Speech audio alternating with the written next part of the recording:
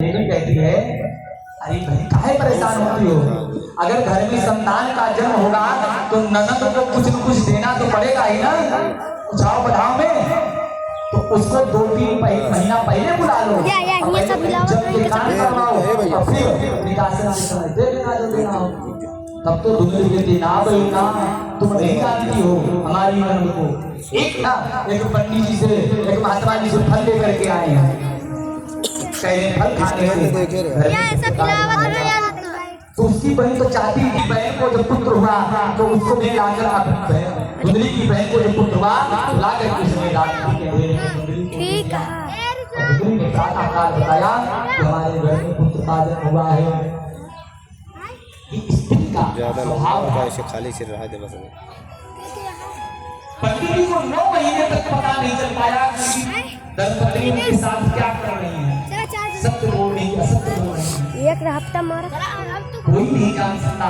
स्त्री के स्वभाव को, चरित्र को बताया कि निपस्य चित्तम कृपस्य वित्तम अबनो दुष्ट मनोगता स्त्रिया चरित्रम पुरुषस्य भाग्यम दैवम अजानातो मनुष्य।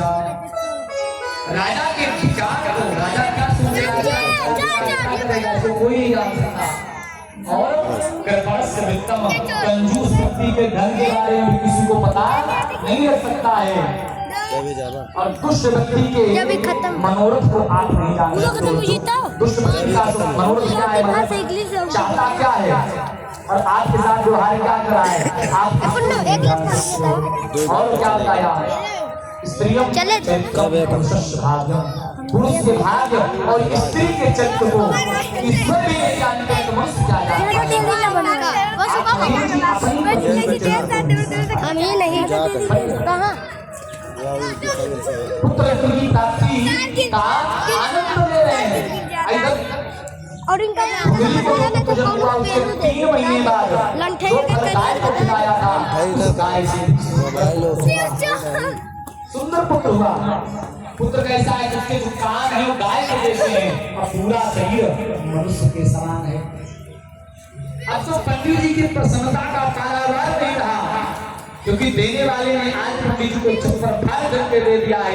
कहाँ स्वयं को संतान नहीं थी, आज पंडित जी को ही पुत्र हो गया है। और उनकी जो बंध्या गाय रखी थी बड़ी ने घर पर, उसने भी बड़ा सुंदर पुत्र दिया। दोनों पुत्रों का समय पर पंडित जी ने जांच कर संस्कार कराया। गाय से जो पुत्र जन्म लिया था उसका कान गाय के जैसा था, बाकी पूरा शरीर मनुष्य के समान था। तो 2 कर रहा, 4 कर रहा, इसलिए पंडित जी ने उस पुत्र का नाम रख दिया गोकर्ण। और दूसरे पुत्र का नामकरण जैसे पंडित जी करने वाले बस सारा सावला धुंधकारी हो गया पुत्र का नाम। महात्मा सूर्य जी कहते हैं कि यत कालेन तौ जातौ तरुणौ तनयाहो गोकर्णा पंडितो ज्ञानी धुंधुकारी महाकला। समय आने पर दोनों बच्चे बड़े हुए पंडित जी के, और दोनों बच्चों ने प्रसिद्धि भी खूब पाई। एक तो विख्यात हुआ और दूसरा कुख्यात हुआ। गोकर्णा पंडितो ज्ञानी, गोकर्ण जी बड़े विद्वान हुए। पंडित क्या क्यों कहा, पंडित का अर्थ क्या होता है? पंडित का अर्थ तिवारी पंडित का अर्थ आया सत असत विवेचनी बुद्धि। सत और असत का विवेचन करने की बुद्धि जिसके पास है उसी को पंडित कहा। इसी को गोकर्ण जी का है पंडितों ज्ञानी। अरे खुले सारे ज्ञानी हुए, पंडित हुए, निकल जाता है, या ही निकल जाए ना तुरंत। बताया गोकर्ण सुबह से संध्या तक पूजन में समय बिताते थे, फल पाते दुष्ट धुंधुकारी वैश्याओं के घर जाते थे। इतना दुष्ट हुआ, जैसे नाम था वैसे काम था। धुंधकारी का अर्थ क्या होता है? धुंधम करोति पापम, जो ढूंढ ढूंढ करके प्राप्त करे उसी को धूर्तकारी कहा जाता है। और उसकी प्रवृत्ति भी ऐसी थी, ढूंढ ढूंढ करके प्राप्त करता था।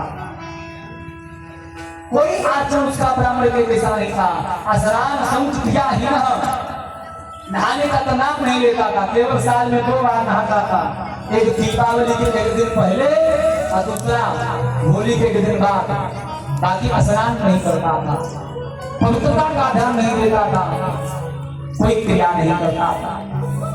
दीन अंधा नाम प्रतीक कहा, दीन व्यक्तियों को पीड़ा प्रदान करता था। कोई बूढ़ा व्यक्ति अगर उससे रास्ता पूछ लेता तो ले जाकर गड्ढे में गिरा देता था, छोटे छोटे बच्चों को कुएं में डाल देता था। परंतु उसके पापों की श्रृंखला जब बढ़ने लगी, एक दिन पंडित जी विचार करके रोने लगे कि महात्मा जी ने जंगल में सत्य कहा था कि पुत्र स्वर्ग का द्वार खोलने इस बात का कोई प्रमाण नहीं है। ऐसे दुष्ट पुत्र से तो पुत्र ना होना ही चाहता। यानी क्या आज इस पीड़ा का जो भोग है आत्मदेव जिस पीड़ा के उत्तरदायी है, रुक जा, इस पीड़ा का उत्तरदायी धूर्तकारी है नहीं, इस पीड़ा के उत्तरदायी स्वयं आत्मदेव जी है। क्योंकि नीक आचरण 5 वर्ष तक पुत्र को लाड करें, प्यार करें और 5 से 10 वर्ष तक उसको ताड़ना करनी चाहिए। ताड़ना करना उसको देखते रहिए, कुमार का बंदा नहीं पावे, कुमार को चाह रहा हो प्रहार भी कीजिए, लेकिन जब पुत्र अपने कंधे के बराबर आ जाए उसके साथ मित्र व्यवहार करना चाहिए। पंडित जी ने ध्यान नहीं दिया। पंडित जी ने तो यही मान लिया था कि भक्त को पुत्र हो गया तो सब मिल जाएगा, जबकि यह सत्य नहीं है। क्यों? क्योंकि पुत्र स्वर्ग का द्वार खोलता है, ये सत्य है, लेकिन जब पुत्र ज्ञानी हो तब, पुत्र जब सत्कर्मी हो तब, पुत्र जब सत्संगी हो तब, पुत्र जब सर्वार्थी हो तब। इसीलिए तो नाभादास जी ने बताया कि भगति मई विद्या को करे मोबाइल क्यों जाना और भगतहीन नहीं पूत सबरी ते स्वर्गे गई। भक्ति से युक्त विद्या ही श्रेष्ठ है। अगर भक्ति से ही जो पुत्र है उसकी अपेक्षा कृपा भक्ति नहीं विद्या श्रेष्ठ है। क्यों? सबरी कौन है? विद्या ही है। नीच के घर में जन्मी है, पढ़ी लिखी भी नहीं है, लेकिन उन्होंने अपने माता और पिता दोनों को का उद्धार कर दिया अपनी भक्ति के प्रताप से। आज आत्मदेव जी बड़ी व्याकुल हो गए, व्याकुल हो गए हैं। आत्मदेव जी के समझ में नहीं आ रहा है क्या करें क्या ना करें। आत्मदेव जी कहते हैं तीन तेन चातेन सुतेन राजन दुखम जानाति नाशयेतम् एडं ग्रहेतुं समुदायतोषं भाग्यं भजन्नाथ विचारणस्ति। आत्मदेव सोचते हैं ऐसे पुत्र से क्या लाभ जो पुत्र अपने पिता के दुख को न समझे, उसके पीड़ा का अनुभव करे। ऐसे पुत्र से क्या लाभ है? आज बहुत सुखी अधीर जगत आत्मदेव जी को देखा गोकर्ण जी ने तो विचार किया कि अब हमको अपने पिताजी के दुख की निवृत्ति करनी चाहिए। अवसर आ गया है। पिता के पास आते हैं गोकर्ण जी, कहते हैं पिताजी, कहते हैं गोकर्ण जी बेटा क्या कहें, तुम्हारे भाई धंधकारी से बहुत परेशान था। एक समय था जब हमारे घर में कोई संतान नहीं थी, प्राण त्यागने के लिए जंगल में गया था पुत्र के लिए। आज उसी पुत्र के कारण फिर से मरने की इच्छा हो रही है। इच्छा हो रही कि मर जाऊं। कहा जीवन में विचार कर रहा था पुत्र होगा तो जीवन सुखी हो जाएगा। तो गोकर्ण जी कहते हैं पिताजी, इस संसार में सुखी तो कोई है ही नहीं है, क्योंकि संसार का नाम ही दुखालय, इस संसार का नाम दुख का घर है। जैसे भोजनालय, रसोई में जाएंगे तो क्या मिलेगा? भोजन। औषधालय, अस्पताल में जाएंगे तो क्या मिलेगी? दवा मिलेगी। अस्पताल में अगर आप चाहेंगे तो बीमारी वाला भोजन मिल सकता है। भोजनालय में चाहेंगे तो दवा का डब्बा रख सकते हैं, लेकिन अपने भोजनालय में ऑपरेशन आप नहीं कर सकते हैं। और न ही अस्पताल में 56 व्यंजन आपको मिल सकता है। तो जैसे भोजनालय में भोजन मिलता है, औषधालय में औषधि मिलती है पिताजी, वैसे ये दुखालय यहाँ पर दुख मिलेगा। माता पिता पुत्र पुत्री जो आपको प्रेम मिला उसी को आपने सुख मान लिया, ये आपका भ्रम है। और पिताजी संसार में सुखी कोई है भी नहीं। न चेन्द्रस्य सुखम किंचित न सुखम चक्रवर्तिनः। अरे इंद्राज देवता भी नहीं सुखी है। केवल एक दूसरे को हम सुखी मानते हैं कि हमारे सामने वाला बहुत सुखी, हमारे सामने वाला बहुत सुखी है। उसके पास जाओगे, मिलोगे, बैठोगे, जानोगे, समझोगे, तब पता चलेगा कि हमसे ज्यादा तो यही सुखी है। गोस्वामी तुलसीदास जी कहते हैं कि दीन कहे धनवान सुखी, धनवान कहे सुख राजा को भारी। राजा कहे महाराजा सुखी, महाराजा कहे सुख इंद्र को भारी। इंद्र कहे चतुरानन सुखी, चतुरानन कहे सुख विष्णु को भारी। तुलसीदास विचार कहे हरि, भजन बिना सब दुनिया दुखारी। केवल एक दूसरे को हम सुखी मानने का यत्न कर रहे हैं। जब तक इस संसार में पिताजी सुखी कोई है ही नहीं, हर प्रकार दुखी है। कोई तन दुखी, कोई मन दुखी, कोई धन में न रहत उदास, और थोड़े थोड़े सब दुखी, सुखी राम के राम। हर कोई दुखी है। सुखी कौन है? जो राम जी की दासता को स्वीकार कर लेते हैं। इसीलिए पिताजी सुख की कामना चाहते हो तो आशा का त्याग कर दो, क्योंकि आशा ही परमम दुखम नैराश्यम परमम सुखम। पुत्र से, पत्नी से, परिवार से, सगे संबंधी से हम आशा करेंगे कि हमको ये सुख देंगे, सुविधा देंगे, हमारी कामना की पूर्ति करेंगे, और जब नहीं होगी तो हमको दुख होगा ना। इसलिए किसी से आशा मत कीजिए। आशा एक राम जी से, और दूसरी आशा छोड़ दें। एक मात्र परमात्मा से ही आप कामना करो, उन्हीं की शरणागति को ग्रहण करो बस, और संसार का त्याग करो। गोकर्ण जी कहते पिताजी सर्वम त्यज्य, सब कुछ त्याग दीजिए। सब त्याग दे बेटा करेगा वनम गतम, वन के नीचे चले जाइए। राजा का वन में जाएंगे तो क्या करेंगे? हम वन में कहाँ रहेंगे, कहाँ खाएंगे? गोकर्ण जी कहते पिताजी हम जंगल में, हिमालय में जाने के लिए नहीं कह रहे हैं। वनम गतम, वनम किम वनम, वृंदावनम, वृंदावन में जाइए, अच्छा भंडारा पाइए और भगवत नाम कीर्तन कीजिए। बस इसी में परमानंद है, इसी में परम मंगल है। यहाँ पर गोकर्ण जी अपने पिता आत्मजीव जी को समझाते बड़ा सुंदर उपदेश कर रहे हैं। इस उपदेश में गोकर्ण जी ने 2 श्लोक का वाचन किया है, जिसको गोकर्ण गीता कहा जाता है। गोकर्ण गीता के नाम से जाना जाता है। गोकर्ण गीता जिसे कहते हैं बने देहे स्थिवान सरुधिरे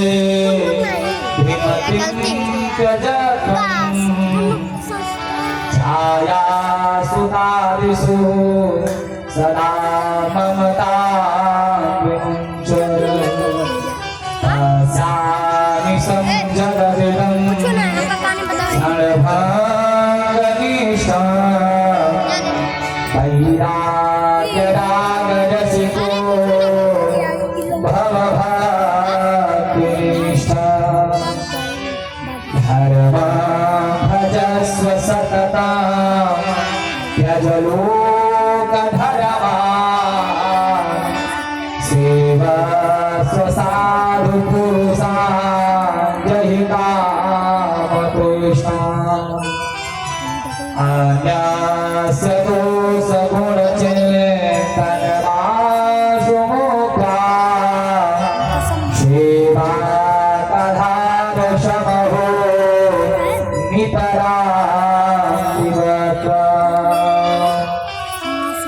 गोकर्ण जी कहते हैं पिताजी देहे स्थिमान स्वरूपे हिमतिम तजत्तम, ये जो हड्डी मांस का शरीर बना है, इस पर आप विश्वास जो करें, इसकी कामना करें, इसके द्वारा इसका आप त्याग कीजिए। क्यों? क्योंकि ये जो देह है आपकी हड्डी मांस से बनी है, आपकी अपनी नहीं है। छेदे जल पावन गगन समीरा, छेदे जल पावन गगन समीरा, छेदे जल पावन गगन समीरा, छेदे जल पावन गगन समीरा।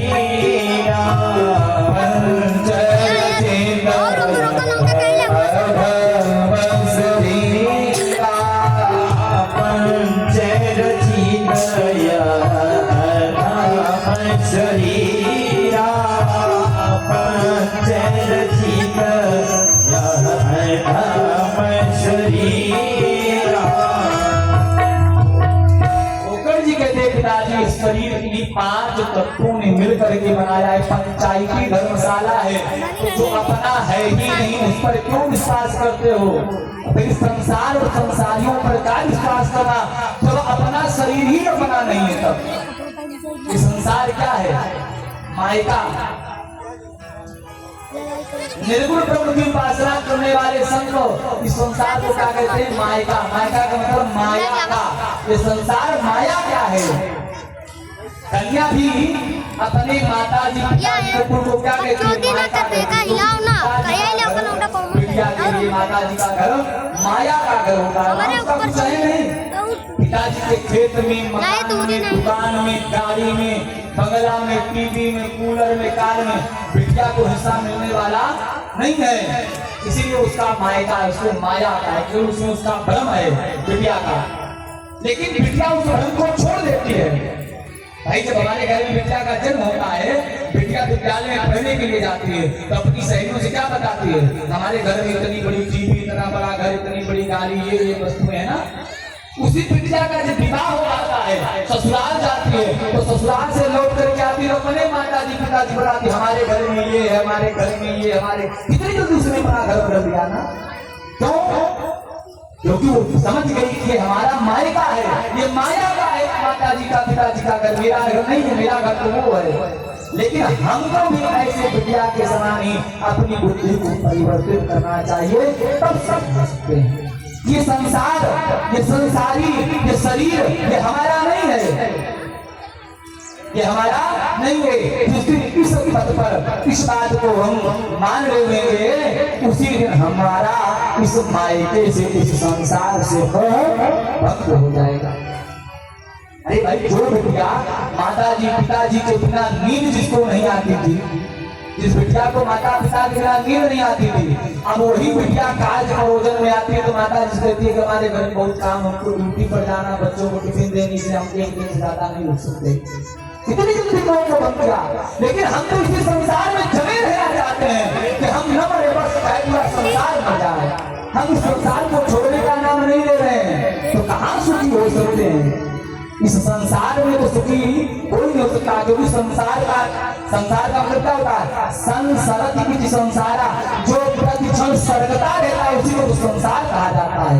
तो जो संसार खुद नहीं टिक रहा है, इस संसार में रहने वाला कहाँ से टिका रहेगा?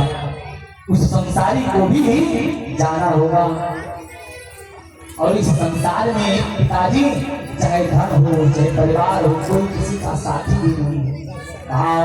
कि धनानुपसव सगोष्ठी अभार्या गृहद्वारि जरा श्मशाने देह चितायाम परलोक मार्गे अधर्मानुगो गच्छति जीवनेका। ये हमारे जो परिवारीजन है, जो हमारा धन है, जो हमारी भूमि है, संपत्ति है, ये सब दरवाजे पर छूट जाएगी। ये धन संपत्ति ये सब अपनी जगह पे जाएगी, पत्नी दरवाजे पर जाकर के लौट आएगी, हमारे ही परिवारीजन शमशान घाट तक जाएंगे और वही मिल करके हमारे ही परिवारीजन चिता पर हमारी शरीर को राख बना करके लौट के चले आएंगे। कोई हमारे साथ जाने वाला नहीं है। साथ जाएगा क्या? कर्म, चाहे सत्कर्म हो चाहे दुष्कर्म हो, जीव जो कर्म करेगा वही कर्म एकमात्र उसके साथ जाने वाला है, अन्य कुछ भी साथ में जाएगा नहीं। इसीलिए पिताजी आपको इस संसार से मोह भंग कर लेना चाहिए। गोकर जी अपने पिताजी कहते हैं, पिताजी कि पश्चाम जगदम क्षण भंग विष्ठ, इस संसार में जो कुछ भी जहां तक आपको दिखाई दे रहा है वो सब केवल और केवल क्या है। इसलिए आप संसार का क्या कीजिए। इस संसार में पिताजी वाला नहीं है, केवल हमको आपको भ्रम है, क्योंकि बताया ना कि सुख पाता रहा जो सदा जग में, उसे अंत समय दुख पाना पड़ा। पछताया नहीं जो कभी भी कहीं, उसे अंत समय पछताना पड़ा। कोई फूल बाग में खिले न खिले, कोई फूल न बाग में ऐसा खिला, खिलते से मुरझाना पड़ा।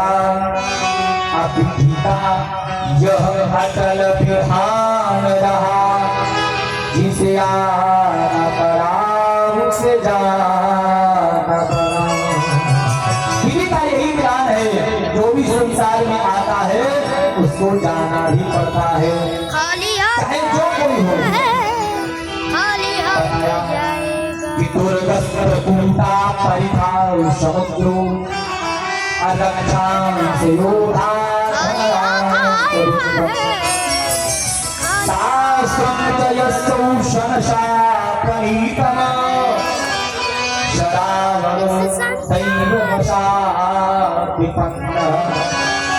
अरे त्रिकूट पर्वत पर जिसका आवास हो, समुद्र जिसके घर के लिए खाने का काम करता हो, धनाध्यक्ष कुबेर जिसकी शरण में पड़े हैं, देखो इसलिए धनाध्यक्ष कुबेर को भी जीत लिया हो, नवग्रह जिसके चरणों में लेटे रहते हैं, शुक्राचार्य जी जिसको मंत्रणा देने के लिए श्राप देने के लिए आते थे, उस रावण को भी जिस संसार का त्याग करना पड़ा। तो प्यारे हमारी तुम्हारी क्या गलती, सबको संसार छोड़ करके जाना है। गोकर जी कहते हैं परिराग के राग रस को भव। पिताजी इस संसार का क्षण भर में त्याग लीजिए, वैरागी बन जाइए। अरे वैरागी नहीं बन सकते हैं तो क्या करें? संत जनों की संगति को ग्रहण कीजिए, यही संत जन हमारे दुख की निवृत्ति करेंगे। इन संत जनों की शरणागति करने से जीव के अभिमान ममता मोह का विनाश हो जाता है। गोकर जी कहते पिताजी संतन के संग लाग रे, तेरी बिगड़ी बनेगी, संतन के संग लाग रे, तेरी बिगड़ी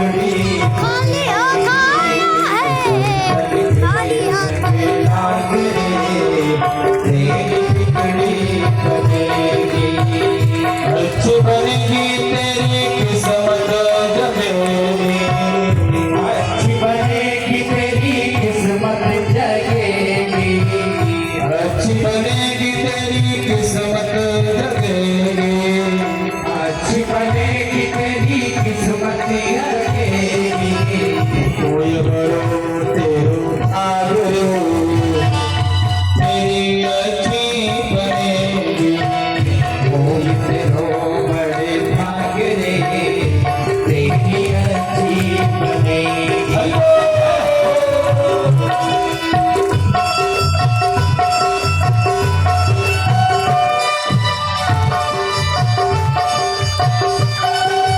अनिश्चय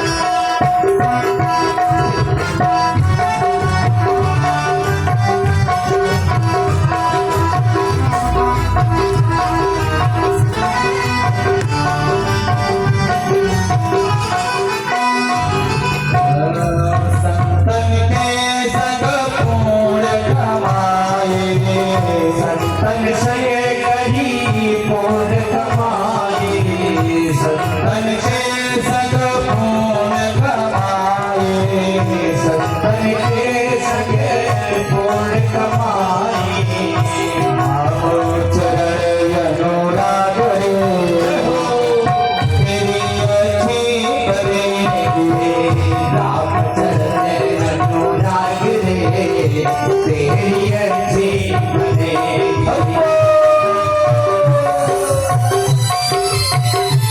सेवा करते हैं।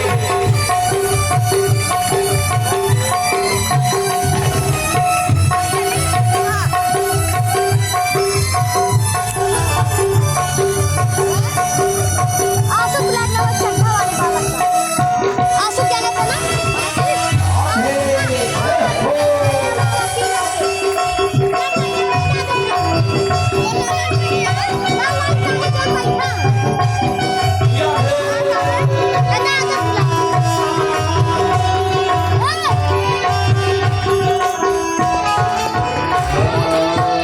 भक्ति बनी प्रहलाद जी की बन गए, भक्ति बनी प्रहलाद जी की बने गए, भक्ति बनी प्रहलाद जी की बन गए, भक्ति बनी प्रहलाद जी की बने गए।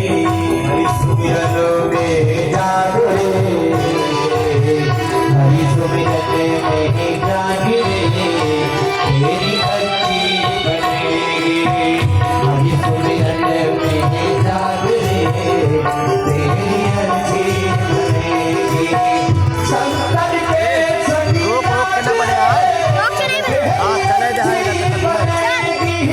शंकर के सभी आवाज आए आवाज आए तो दे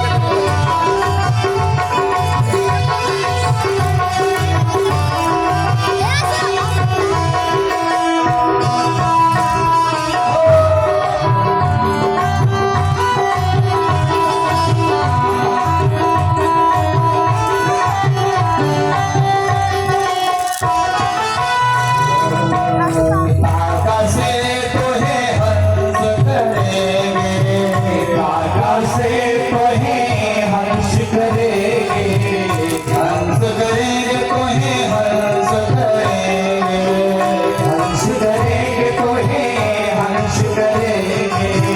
काका से तोहे हंस करेंगे, काका से तोहे हंस करेंगे। जाए गुरु के तारे, तेरी अच्छी बनेगी। जाए गुरु के तारे, तेरी अच्छी बनेगी। शंकर के संगी लाग रे, तेरी अच्छी बनेगी। शंकर के संगी लाग रे, तेरी अच्छी बनेगी।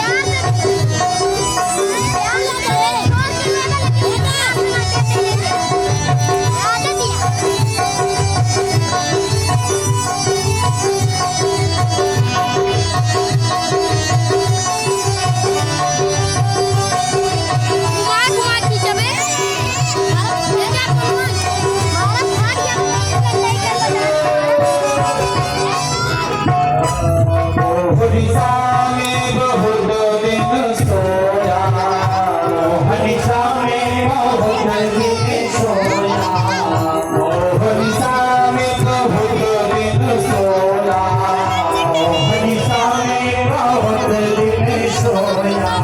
साध सके तो जागे, अच्छी बनेगी। जाग सके तो जागे, तेरी अच्छी बनेगी। शंकर के संग लाग रे, तेरी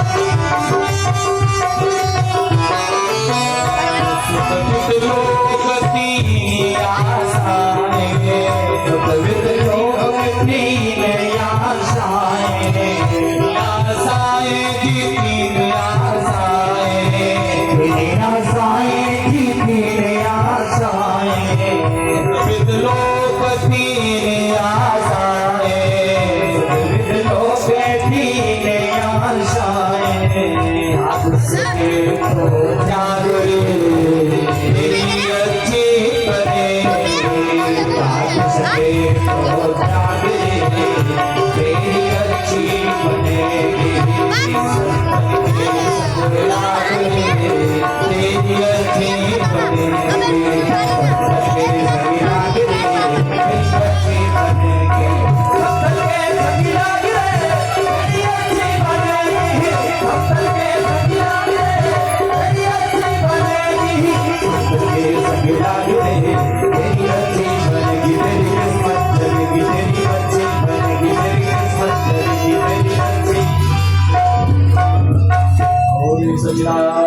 भगवान की जय हो, भगवान की जय हो। गोकुल जी अपने पिताजी से कहते पिताजी अन्यस्य दोष गुण चिंतनमाशुमुक्त्वा किसी के दोष का किसी के गुण का चिंतन करना नहीं चाहिए। उनका चैलेंज और हम इससे बचिए, इसको त्यागिए, इसको छोड़िए और गुण दोष से मुक्त हो जाइए। ये मुक्ति कहाँ मिलेगी? ये मुक्ति जब भगवान की कथा में हम आएंगे तभी किसी के गुण या दोष के चिंतन करने से हमको मुक्त हो सकती है। क्योंकि जब जीव परमात्मा तत्व को जानता है, भगवत रहस्य को जानता है, भगवत तत्व को जान जाता है तो फिर वो गुण और दोष के चिंतन से मुक्त हो जाता है। आज 60 वर्ष की आयु के आत्मदेव जी जिनके ज्ञान को दूसरे सूर्य के समान बदलाया था, आज पुत्र की एक बात उनके हृदय की ग्रंथियों को खोल जा रही है। पुत्र का उपदेश उनके मन में चला जा रहा है और फिर हुआ पुत्र के उपदेश को उद्धार करके आत्मदेव जी ने फिर त्याग किया, जंगल में गए, वन में निवास करते हुए भागवत जी के दशक का पारायण करते करते इधर पिताजी जब घर छोड़ करके गए, जिम्मेदारी रोज मिला और कहता पिता तो मैं आपकी भी हत्या करूंगा। पुत्रकारी की दुष्टता से मां भी परेशान हो गई और रात के अंधेरे में घर से भगी और भागते भागते अंधकूप में गिर गई और उनकी भी वहीं पर मृत्यु हो गई। अब तो गोकर्ण जी विचार करने लगे, पिताजी चले गए, माताजी भी चली गई, नंबर हमारा है। पिताजी तो चले ही गए, माताजी भी चली गई, अब नंबर हमारा है। तो कहा कि अब हम मार खाने से पहले हम अपने दोस्त आश्रम बना लें। तो गोकर्ण जी बड़े प्यार से कहते भैया हमारी बड़ी इच्छा थी हम कुछ दिन की खातन कराते, तो बताइए चाहता ही था कि घर से निकले हमारा मार का काटा निकले, हम स्वतंत्र हो जाए, सर पर किसी का बोझ न रह जाए। हाँ तो तुम जाइए। गोकर्ण जी तीर्थाटन के लिए निकल पड़े। अब तो उसके पाप कर्म का पारावार नहीं रहा। 5 वेश्याओं को घर ला करके बैठ गया, उन्हीं में रमण करता, चोरी करके आजीविका चलाता अपनी। एक दिन तो राजा के यहाँ से बहुत सारे धन की चोरी कर ली पुत्रकारी ने। तो 5 वेश्याओं ने विचार किया रोज रोज चोरी करता है, एक न एक दिन राजा के द्वारा पकड़वा ही दिया जाएगा। और जब पकड़वाया जाएगा तो राजा पूछेंगे बात बताओ भाई, न तुम्हारे माता जी ने पिताजी ने कोई ये धन की चोरी तुम क्यों करते हो? धन की चोरी किसके लिए करते हो? तो अवश्य ये हमारा नाम ले लेगा, अवश्य ही ये हमारा नाम ले लेगा। और जब वो हमारा नाम लेगा तो हम भी बेमौसम तो मरना ही है, तो क्यों ना हम ही मान जाने इसको और धन लेकर के यहाँ से निकल जाने, तो धन भी नहीं मिलेगा, प्राण भी नहीं मिलेगा। तो 5 वेश्याओं ने रात्रि में चरपैया पर सो रहे कुंभकारी को रस्सी से बांध दिया, उसका गला दबाने लगी। पापी जीवों का प्राणांत ऐसे होता भी नहीं है, बहुत गला दबाया, फिर भी उसने अपना प्राण नहीं त्यागा।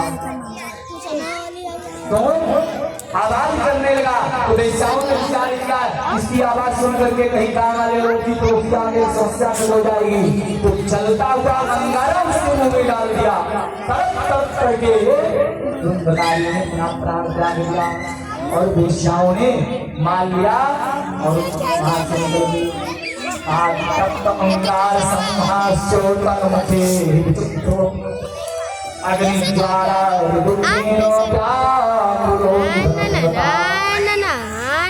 अग्नि के अंगार अंगारी ने प्राण त्याग दिया। और ऊपर कह दी का इतनी भयंकर दुर्गति को प्राप्त हुआ तो भयंकर प्रेत भी बन गया।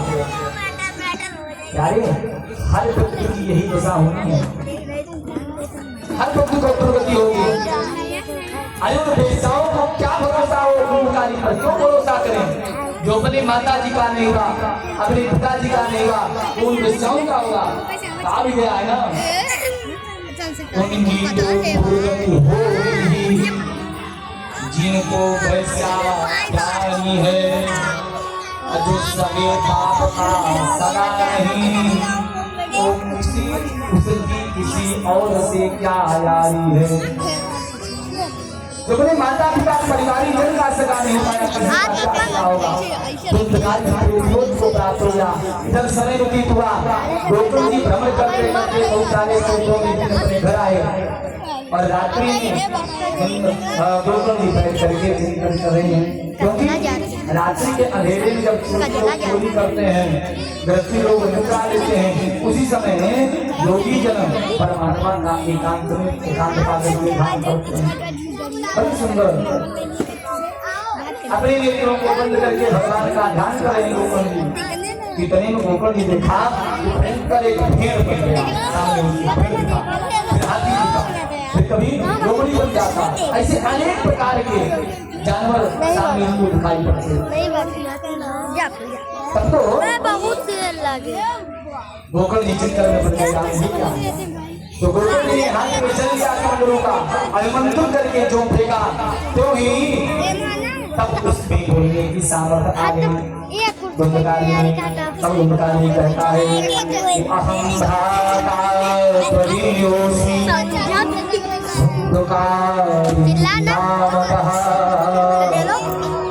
स्वकीयैः वधूसेन ब्रह्मत्वं नासितं मया। अरे भैया, मैं आपका भाई गुंडकारी हूँ। अप्राप्त जीवन को परमात्मा ने मुझको प्रदान किया था और उसने भी ब्रह्मत्व प्रदान किया था, लेकिन मैंने सब व्यर्थ नष्ट कर दिया। मैं इस भयंकर प्रेत योनि में यात्रा का उद्योग कर रहा हूँ, भैया मेरी रक्षा कीजिए। गोकुल जी कहते हैं धुंधकारी, तुम अभी तक मुक्त नहीं हुए। गया आज तीर्थों में जाकर के मैंने तुम्हारे लिए इतना श्राद्ध किया, फिर भी तुम्हारी मुक्ति नहीं हुई। तो धुंधकारी कहता है भैया, हम कोई छोटे मोटे प्रेत थोड़ी हैं, हम तो भयंकर प्रेत हैं। गया श्राद्धान सुतेनापि मुक्ति न भविष्यति। एक दो नहीं 100 बार भी गया जिन्हें आप हमारा श्राद्ध कर देंगे तब हमारी मुक्ति होने वाली नहीं। तब तो गोकुल विचार करते गोकुल का एक काम करो, तुम शांति से जाओ और सुबह हम तुम्हारे कल्याण का हमारे का प्रयास करेंगे। गुंडकारी चला गया।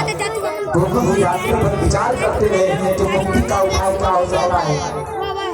सुबह हुई, संन्यास बहुत सारे ब्राह्मण विद्वान जो उनसे मिलने आए, उनसे भी मशवरा लिया, किसी ने कोई उपाय नहीं पाया।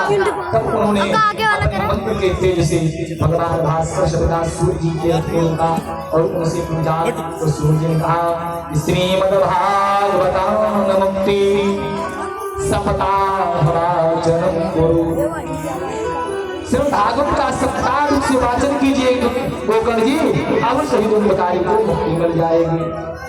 फिर क्या था, गोकर्ण जी ने भागवत जी की कथा का आयोजन किया, पूरा काम चित्रित हुआ, बड़ा सुंदर मंडप बनाया गया। उसी मंडप में 7 गांठ वाले मास में चित्र में आकर के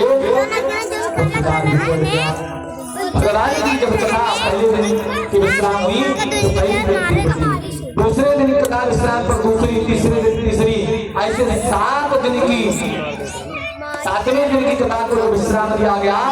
एवं सप्त दिने शैव सप्त ग्रंथ विवेचनम, 7 दिन की कथा के विश्राम पश्चात 7 ग्रंथ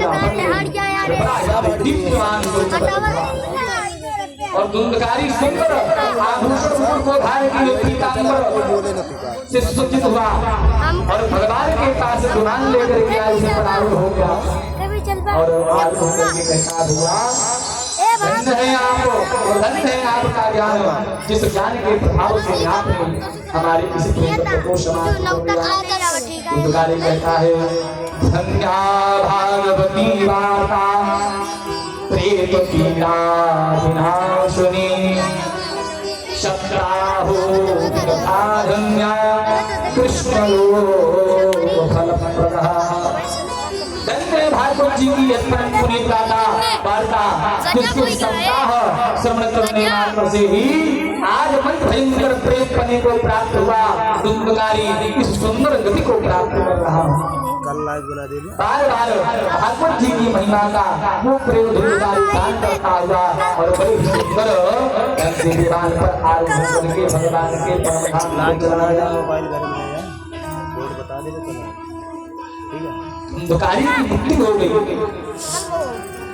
उसके लिए विमान आया, भगवान के पास विमान लेकर के आए और जब जाने लगे तो गोकर्ण जी ने ये कथा तो बहुत सारे लोगों ने सुनी, फिर अकेले धुंधकारी के लिए विमान क्यों आया? गोकर्ण जी कहते हैं अत्रैव बहवः सन्ति श्रोतारो मम निर्मलाः अनीतानि विमानानि न तेषां। अरे आप पर बहुत सारे निर्मल श्रोता थे, सबने भगवान की परम पूर्णमयी गाथा का स्वादन किया, श्रवण किया भागवत जी कथा को, फिर केवल अकेले धुंधकारी के लिए क्यों विमान आया? पार्षदों ने कहा भैया गोकर्ण जी से हमारा कोई दोष नहीं है, श्रवणस्य विभेदेन फलभेद संस्था, श्रवण करने से फल में भेद है। हमने किसी में कोई भेद नहीं किया, हमारे लिए धुंधकारी भी बराबर, सब बराबर, चाहे कोई विद्वान हो, चाहे कोई मूर्ख हो, चाहे कोई धनवान हो, चाहे कोई निर्बल हो, हम भी भेद करना नहीं सीखा है, भाई सब बराबर है। लेकिन जो जैसी मानसिक स्थिति के साथ, जिस मनसा के साथ श्रवण करता है, उसको वैसा ही प्राप्त होता है। श्रवणम पूर्णम सर्वैरं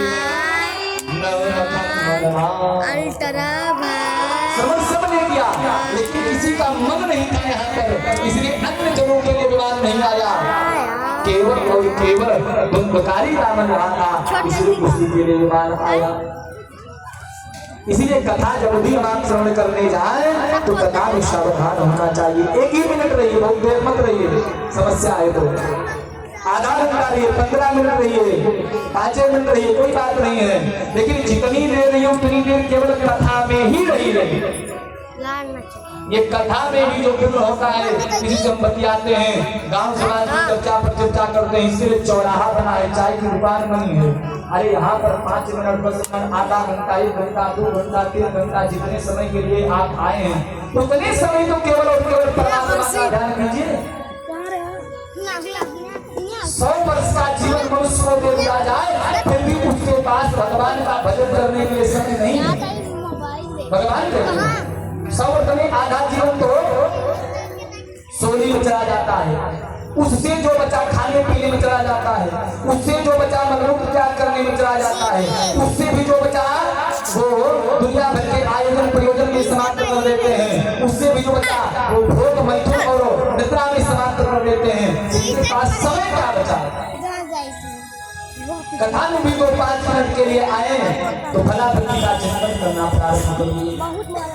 तो जब भला भक्ति का चिंतन करे, शास्त्र कहता या मति सा गति, जिसकी जैसी मति उसकी वैसी गति।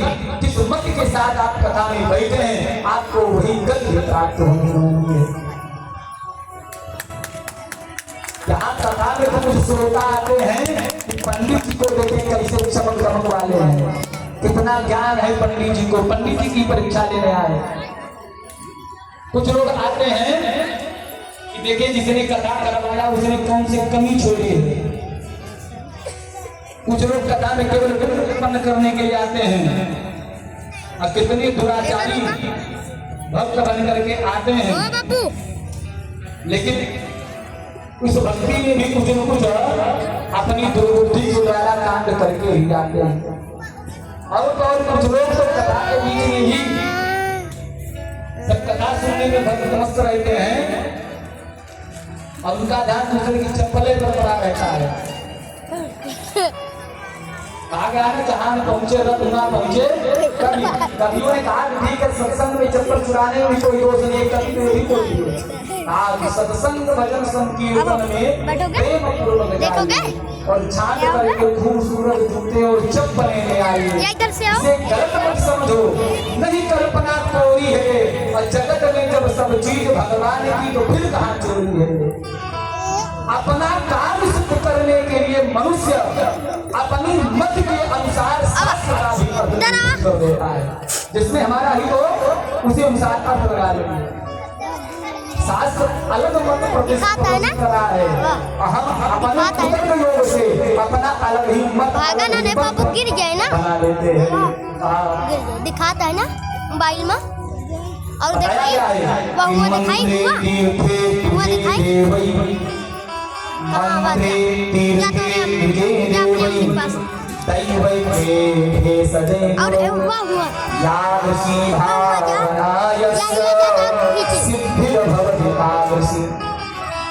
मंत्र के प्रति, तीर्थ के प्रति, ब्राह्मण के प्रति, देवता के प्रति, कथा भागवत के प्रति, गुरु के प्रति और डॉक्टर के प्रति जिसकी जैसी श्रद्धा होती है उसको वैसा ही फल भी मिलता है। संदिग्धो ही हतो मंत्रो, अगर मंत्र पर भी आपको संदेह है तो वह मंत्र आपका विनाश है। वहाँ जाओ, वहाँ तुम्हारी सिर्फ मंत्र पर संदेह उस मंत्र का भी वहाँ जाओ। संदेहास्पद कोई कर्म अपने जीवन में किसी को करना ही नहीं चाहिए, क्योंकि संदेह भी जीव के सुकृत को समाप्त कर देता है। अगर आपको संदेह कथा सुनने से कुछ नहीं होता तो बिल्कुल नहीं करना चाहिए। आपको संदेह पूरा करने से कुछ नहीं होता तो बिल्कुल नहीं करनी चाहिए। आपको संदेह है ये कर्म करने से धर्म नहीं है यह कर्म, तो उस कर्म बिल्कुल मत कीजिए। लेकिन जब भी कीजिए, जितना कीजिए, जितने समय तक कीजिए, जितनी मात्रा में कीजिए, मन से कीजिए। मन से अहंकार का परित्याग करके कीजिए, मन से लोभ का त्याग करके कीजिए। अपनी चित्त वृत्ति को उसी कर्म में समर्पित कर दीजिए, तब उस कर्म का फल प्राप्त होगा। आपका वही कर्म, वही भाव, सद्भाव सत्संग हो जाएगा। यहाँ पर बताया आगे गोकर्ण जी पार्षदों के कहने पर पुनः भागवत जी का आयोजन किए। दूसरी बार भागवत जी की कथा लोगों को बताया कि सावधान होकर सुनो। जब पंडित जी सावधान होकर सुनिए, तो क्या सावधान करने के लिए कहते हैं? विश्राम सावधान वाला नहीं, सावधान जाओ, चित्त कहीं और यहाँ लेकर के आ जाओ। लेके आई भाई वहाँ पर अब की बार बिल्कुल भी कहा सब लोग सावधान होकर के कथा सुनना, मन बिल्कुल कहीं अलग मत ले जाना। सारे लोगों ने सावधानी के साथ कथा सुनी। अब की बार कथा का जैसे ही विश्राम हुआ, तुरंत ही वहाँ पर स्वयं साक्षात भगवान अपने पार्षदों के साथ जितने जीव थे, हाथी घोड़ा बैल गधा तक के लिए विमान लेकर के वहाँ पर उपस्थित हो गए हैं। अयोध्या वासियों पूर्वम कथारा में संगताः तथा कृष्णेन तेनिका गोलोकं योगी दुर्लभम्। जैसे पूरी अयोध्या के निवासियों के साथ भगवान श्री रामचंद्र जी सरयू जी के रास्ते साकेतपुरी को चले गए थे, आज वैसे ही उपस्थित सभी श्रोताओं के साथ भगवान श्री कृष्ण जी गोकर्ण जी को अपने गले से लगाकर विमान पर आरूढ़ होकर के अपने परमधाम गोलोक चले गए। वही भक्तवत्सल भगवान की जय हो। इसलिए सावधानी से कथा को श्रवण करें। ये कथा जीव की जैसी मनसा दशा रहती वही फल प्रदान करती है। दुंदकारी जैसे प्रेम को मुक्ति प्रदान कर दिया तो और क्या कहेंगे? आगे बोले नारद जी सौनकादिकों से सूत जी महाराज से सौनकादिक मुनियों ने पूछा, महाराज ये कथा कब करें, कैसे करें, इसका भी वर्णन कीजिए।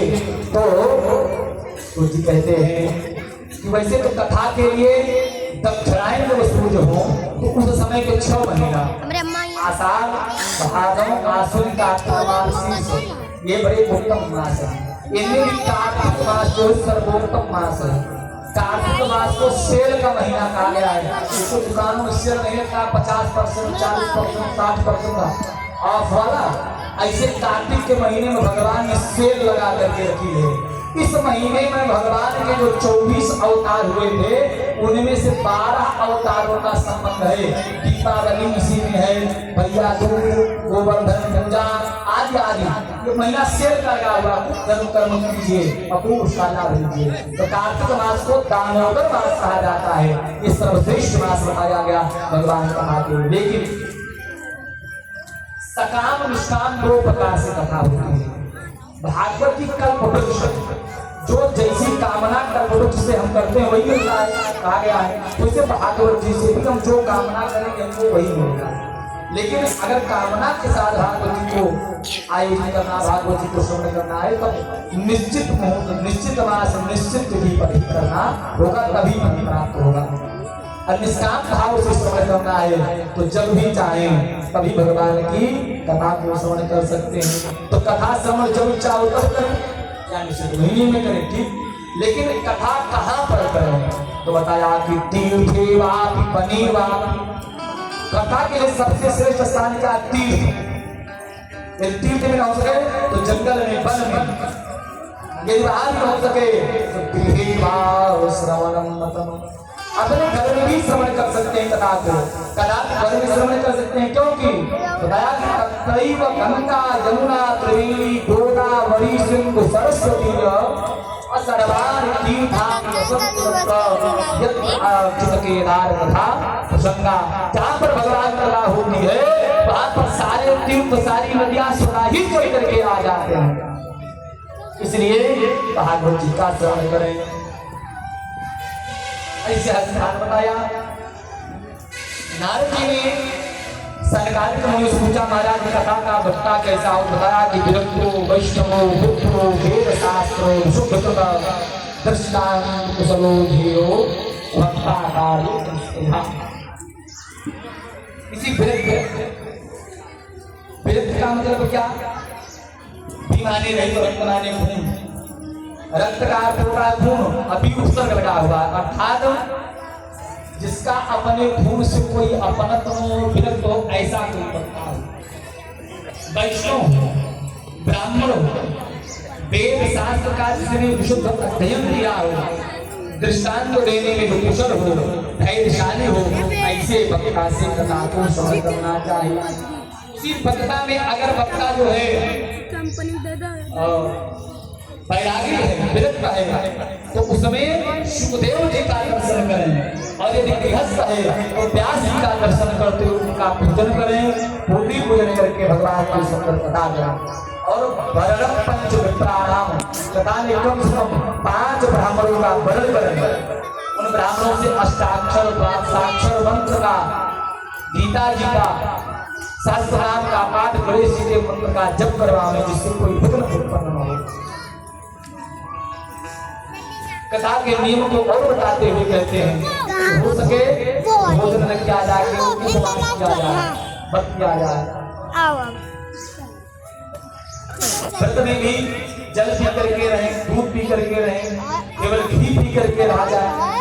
ये कितने भी काम चल, फलाहार फलाहार से भी काम नहीं चल रहा है, नहीं फलाहार उससे भी काम चल रहा है, उससे भी काम चल, तीनों टाइम भोजन, उससे भी काम कर, भोजन करते करते, लेकिन कथा को श्रवण कीजिए, क्योंकि श्रवण करने से उपवास का मतलब है शरीर को शोषित करना नहीं, शरीर को सुखाने से मुक्ति मिलने वाली नहीं है कि शरीर को शोषित करो तो मुक्ति मिलेगी। बताया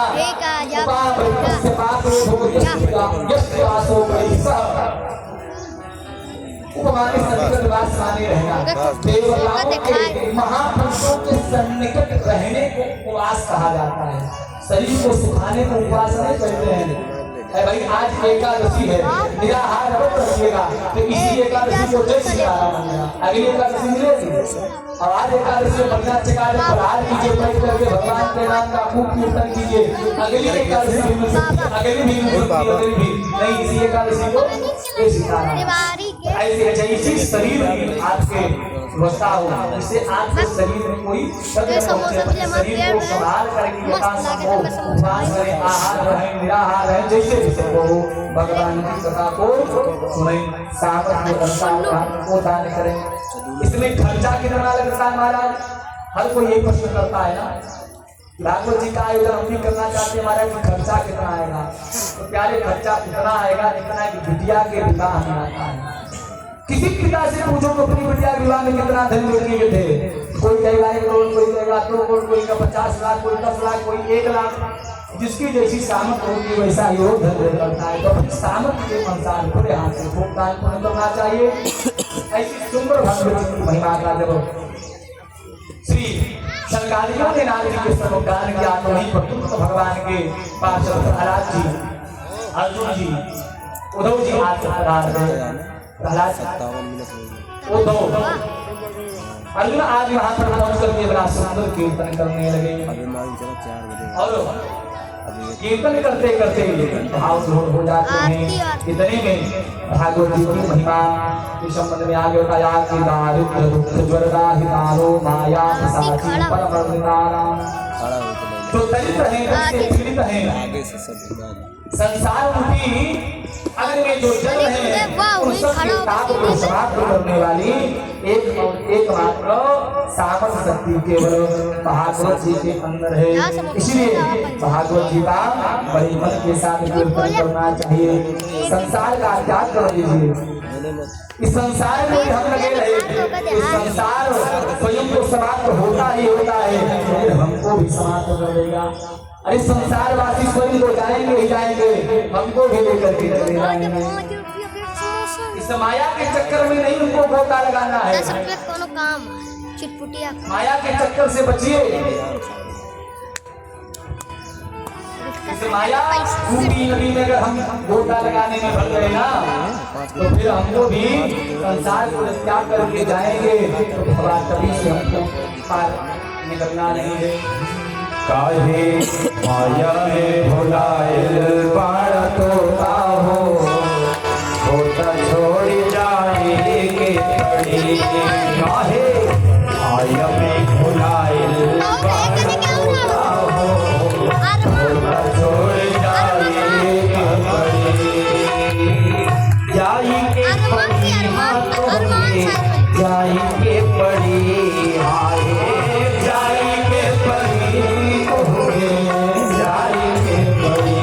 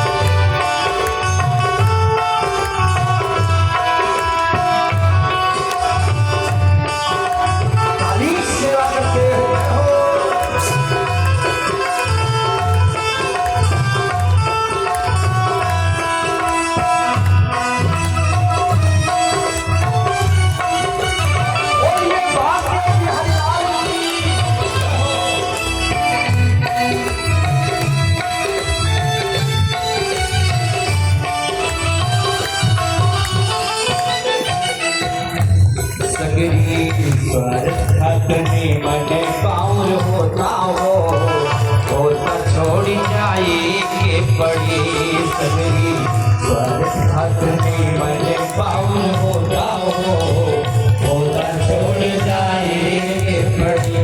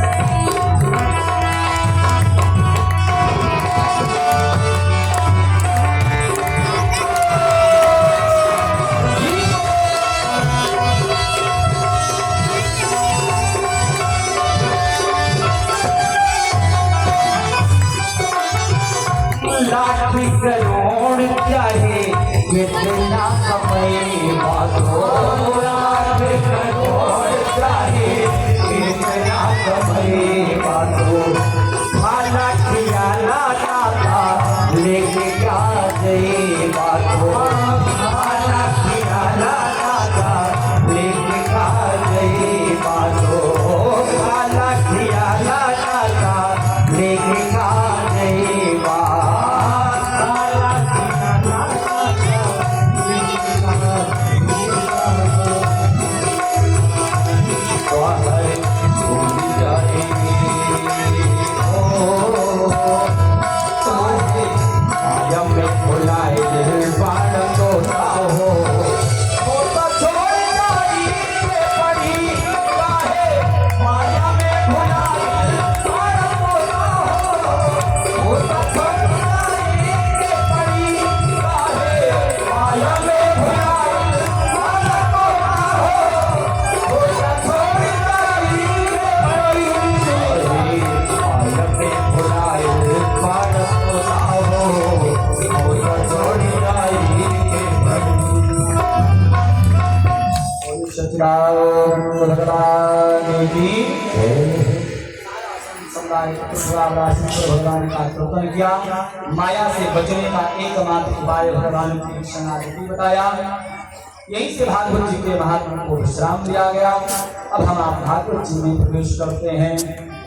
भागवत जी में प्रवेश करने के पूर्व पहले भागवत जी का अर्थ जानें। भागवत जी कैसे विषय है बताया